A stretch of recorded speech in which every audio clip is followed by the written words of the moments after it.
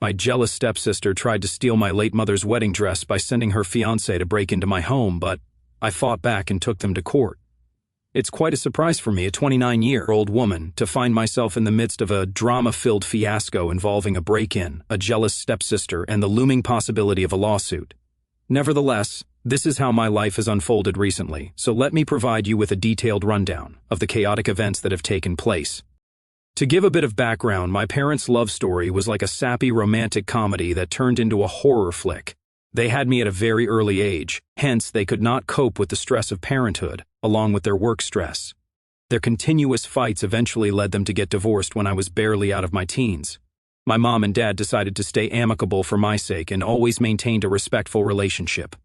When I was in college, my mother found comfort in the arms of the man she believed was the love of her life, my soon-to-be stepdad, Carlos. They eventually got engaged, and she called to relay the happy news.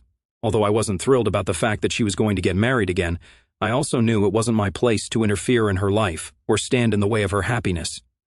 I was introduced to Carlos and his daughter, who was soon to be my stepsister, Amelia. Amelia never really liked me from the beginning. It felt like she saw me as a problem, and I couldn't figure out why. Her mom had passed away at an early age. Hence, maybe she thought I was taking attention away from her dad, or she just didn't like the idea of him marrying someone with a kid. Every time we crossed paths, she looked at me with disdain and spoke to me rudely. It was obvious that she did not want to accept me or my mother. Because of this, family gatherings became awkward, with forced smiles and uncomfortable exchanges where Amelia would make it abundantly clear on several occasions that she wasn't happy about the new family situation. Her dad and my mom attempted to defuse the situation as much as possible. I also tried to be friendly to build some kind of sisterly bond, but every attempt was met with her ignoring me or making dismissive comments about my appearance or weight. Eventually, the day arrived when my mom and Carlos would tie the knot.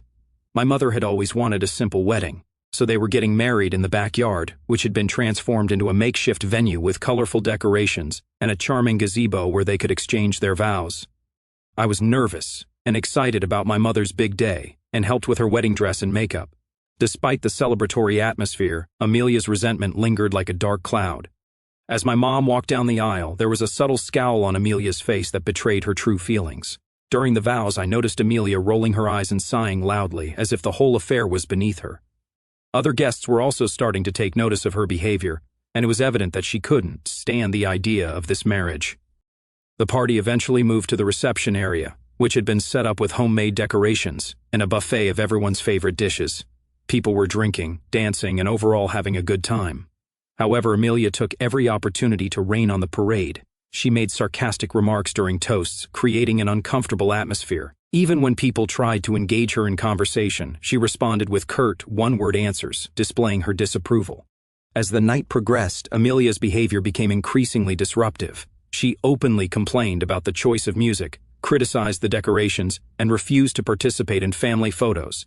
It was as if she was determined to make her displeasure known, not caring that it was tarnishing what should have been a beautiful day for our family. Her behavior irritated me so much that I wanted to confront her, but my mother tried to calm me down. She suggested that Amelia might be hurting, seeing her dad getting married again, and that we should give her space to deal with her emotions. My mother always hoped that Amelia would come around over time, but as the years went by, my mother's wish never came true. While my relationship with Carlos remained okay, the tension with Amelia continued to escalate.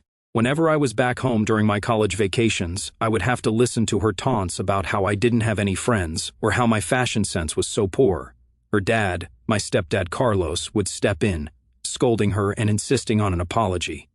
The cycle of tension and forced apologies became a recurring theme during those visits. Whenever we had family gatherings, Amelia would often make sly digs at me, trying to undermine my confidence. She would openly mock my achievements, belittling my grades or any accomplishments. If I said anything in return, she would try to play the victim, telling everyone how I was always rude to her.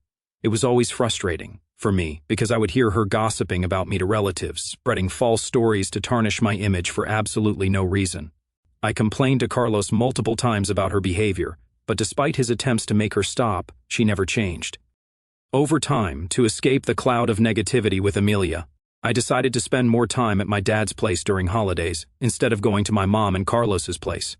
Sure, he lived across the country, making it quite a journey, But the distance was a welcome relief from the constant presence of a jealous and scowling stepsister.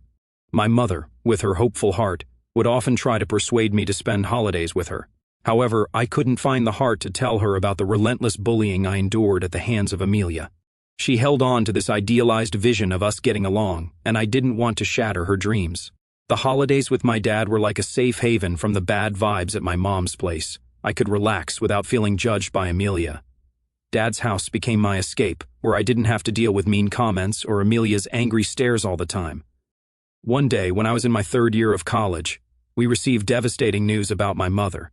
She had gone for a regular health checkup, where she was informed that she had stage 3 ovarian cancer. When she relayed the news to me, I almost collapsed in shock. I couldn't imagine my life without my dear mother. I immediately rushed back home to be there for her. Carlos was visibly distraught, trying his best to be strong for all of us. My dad, friends, and family rallied around us, offering support and comfort in the face of this uncertain future. As the days unfolded, we navigated the challenges of medical treatments, hospital visits, and the emotional roller coaster that accompanies such a grim diagnosis. It's worth mentioning that, unfortunately, Amelia didn't contribute in any way to helping my mother during this challenging time. While we were grappling with the harsh realities of cancer, her actions remained indifferent and unhelpful. I remember one night, as everything got tough, I was sitting alone outside my mom's room and crying. I was afraid of losing my mother and was hoping for some peace in the quiet of the night.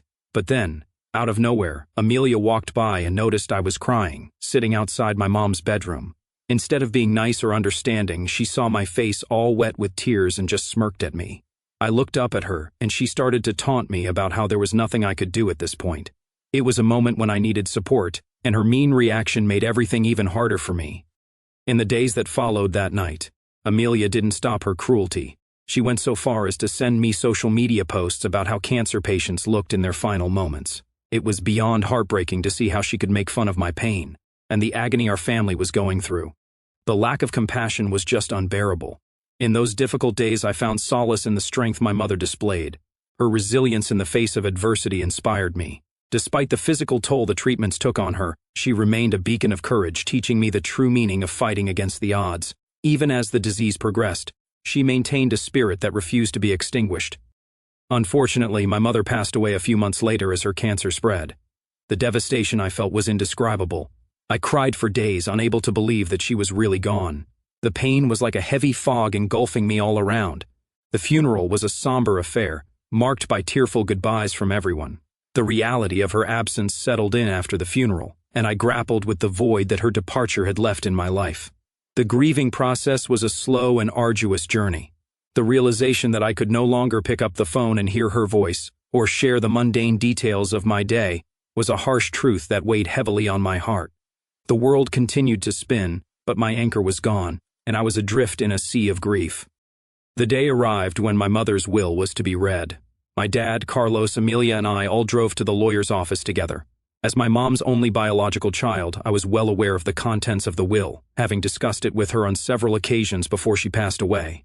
Mom and Carlos had discussed and made it clear that their respective assets would be bequeathed to their own children.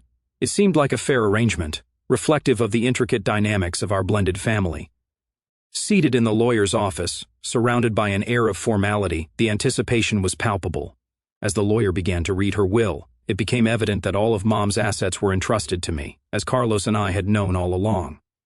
While this announcement didn't surprise me, the same couldn't be said for Amelia. She sat across the room, her eyes narrowing in disbelief and resentment as the lawyer read the will. In addition to the money and possessions, Mom also left me some family heirlooms. She passed on my grandmother's beautiful jewelry to me, and it meant a lot. Those pieces had sentimental value, connecting me to my roots. One precious item she left me was her wedding dress, a symbol of love and family history. It was more than just fabric. It held the memories of Mom's special day, and she wanted me to have it. These inheritances weren't just things. They were a part of our family's history, and I cherished them deeply. Upon hearing that she wasn't included in my mother's will, nor did she get anything, Amelia erupted angrily. She began to make a scene, demanding to check the will to verify if my mother had really left me with everything she owned. When she saw the will with her own eyes, she looked up at me angrily, shouting that she couldn't believe how selfish my mother was.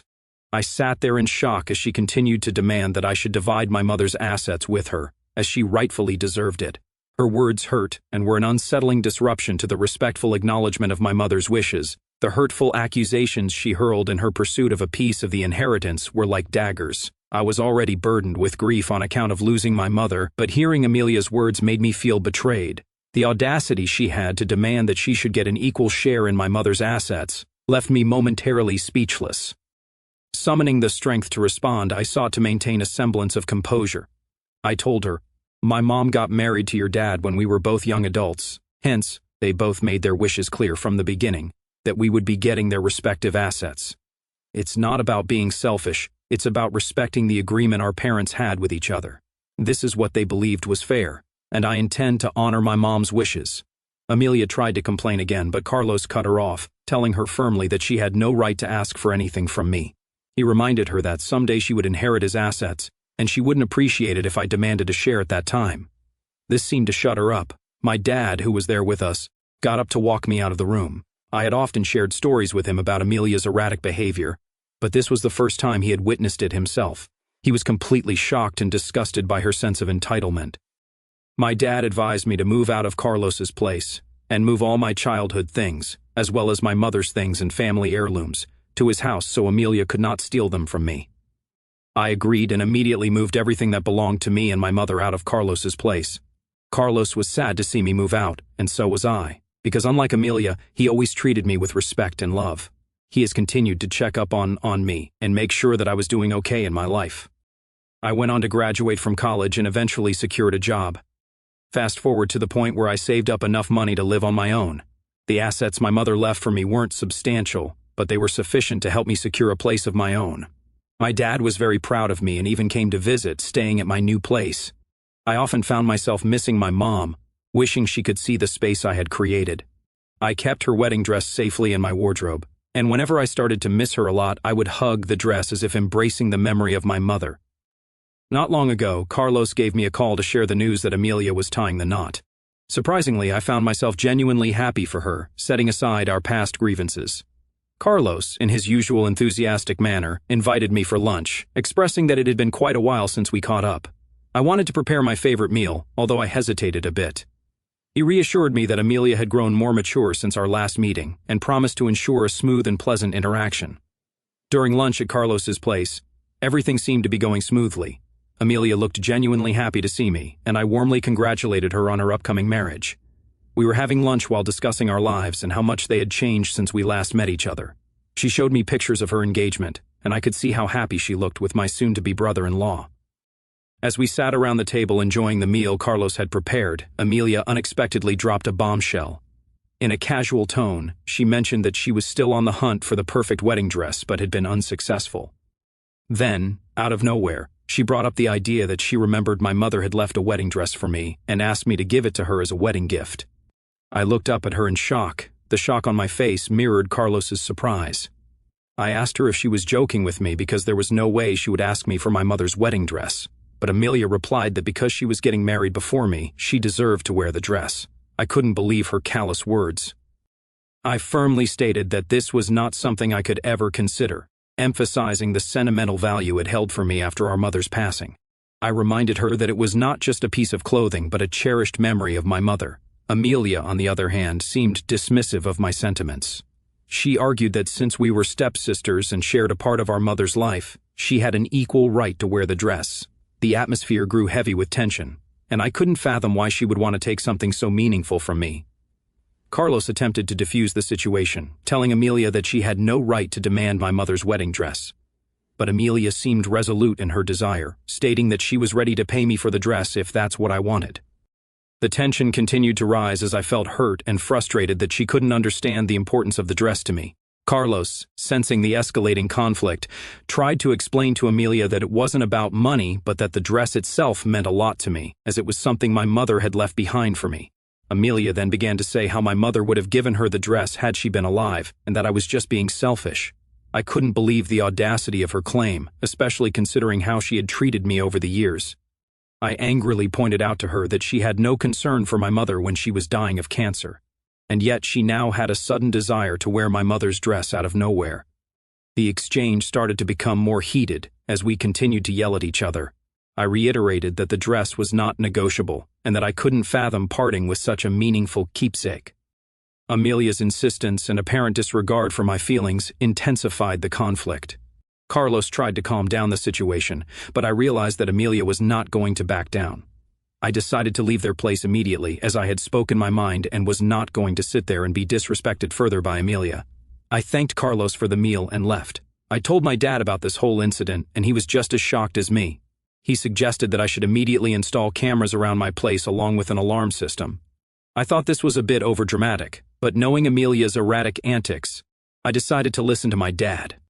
Fast forward to today, I'm at work and swamped with meetings, when suddenly my phone blows up with alarm notifications from my home security system. Concerned, I open the app to see an unidentified man wearing a mask entering my place. I immediately panicked. When I saw the thief in my place, I dialed the police at lightning speed and raced home as if my life depended on it. As I screeched into my driveway, cop cars were scattered in front of my place. I dashed inside with a worried look, only to find police officers in the process of arresting the man. His legs were bleeding. Apparently, my dog took serious offense to this intruder's unwelcome visit and turned into a full-fledged guard dog. When the police turned him around to escort him out, I couldn't help but let out an audible sigh of relief. I recognized him immediately from Amelia's engagement pictures. He's my soon-to-be brother-in-law.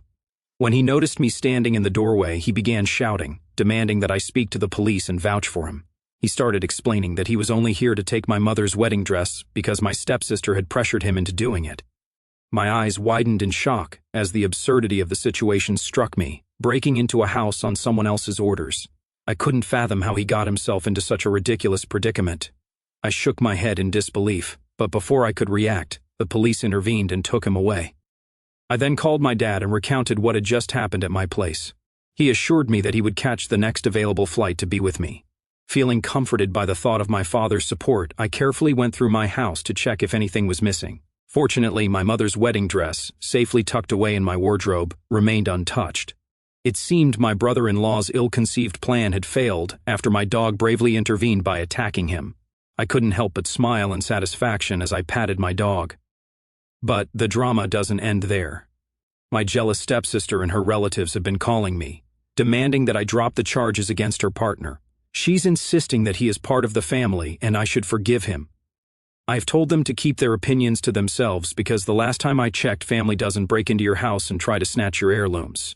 I have also threatened to sue her and her partner for the damages caused to my property.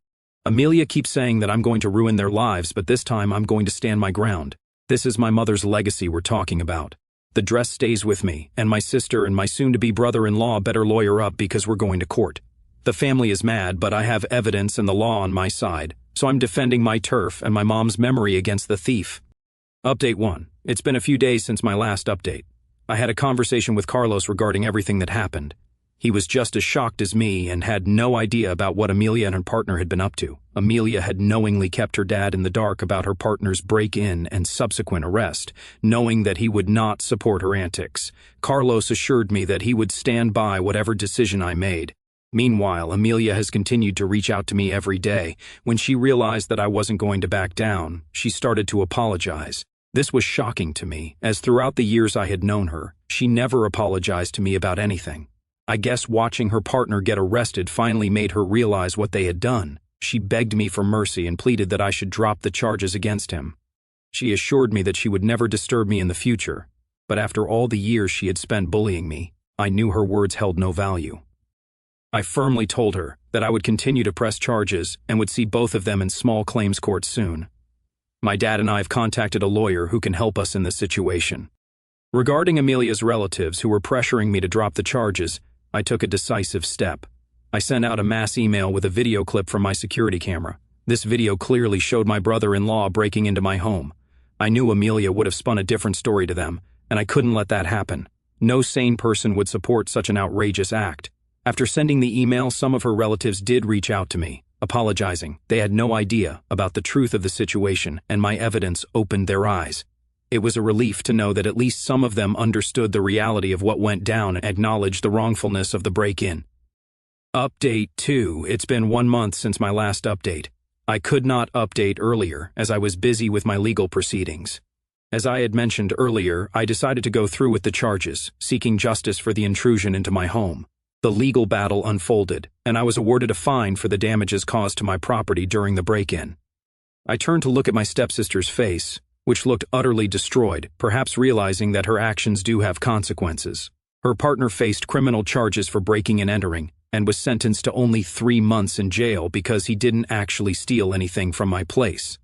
My lawyer didn't stop there, and has also issued my stepsister and her partner with a restraining order. It's a necessary measure to ensure my safety and protect against any further attempts to disrupt my life.